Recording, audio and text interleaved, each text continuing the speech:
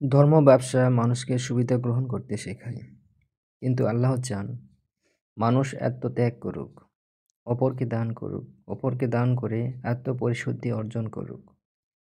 জান্নাতের জন্য ত্যাগ স্বীকার করতে হয়। আল্লাহ কোরআনে মানবজাতির সামগ্রিক জীবন পরিচালনার জন্য দিক নির্দেশনা দিয়েছেন। এই জীবন ব্যবস্থার অন্যতম নীতিমালা হচ্ছে দান করা, ব্যয় করা, যার মাধ্যমে সমাজ থেকে অর্থনৈতিক অবিচার, বৈষম্য দূর হয়ে ভারসাম্য প্রতিষ্ঠিত হবে।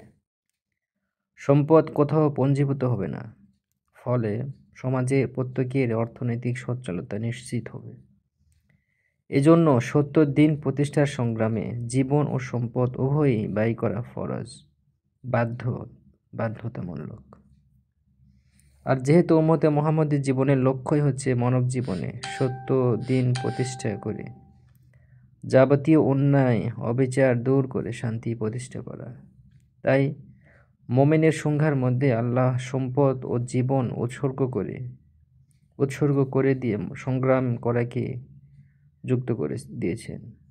এর অর্থ হচ্ছে আল্লাহর রাস্তায় সম্পদ উৎসর্গ করা কেবল ইসলামের একটি আমল নয়, এটি মোমেন হওয়ার একটি গুরুত্বপূর্ণ শর্ত। এই জন্যই কোরআনে আল্লাহ বহুবার তাগিদ দিয়েছেন, খরচ করো, ব্যয় করো, কিন্তু বোধহয় একবারও বলেননি যে সম্পদ পঞ্জীভূত করো।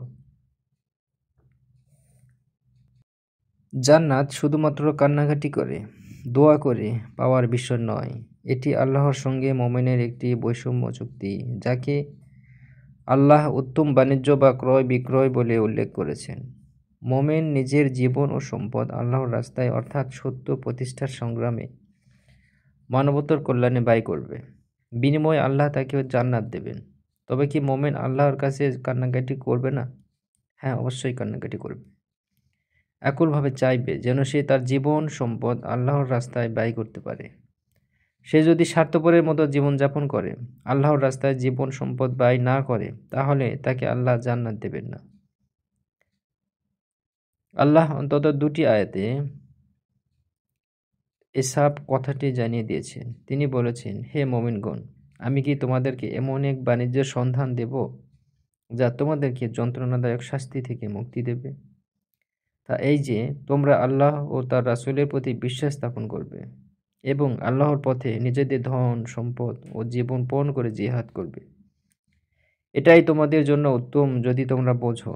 তিনি তোমাদের পাপরাশি ক্ষমা করবেন এবং তোমাদের প্রবেশ করাবেন এমন উদ্যানে যার পাদদেশে নহর বয়ে গেছে, এবং এমন উৎকৃষ্ট বাসগৃহ যা স্থায়ী জান্নাতে অবস্থিত। এটাই মহা সাফল্য। অন্যত্র তিনি আরও সুস্পষ্ট এই কেনাবেচার কথাটি বলেছেন। আল্লাহ ক্রয় করে নিয়েছেন মুমিনদের থেকে তাদের জান ও মাল, এই মূল্য যে তাদের জন্য রয়েছে জান্নাত। তারা সংগ্রাম করে আল্লাহর রাস্তায়, যুদ্ধক্ষেত্রে শুধু আল্লাহর সন্তুষ্টির জন্য হত্যা করে এবং নিহত হয়।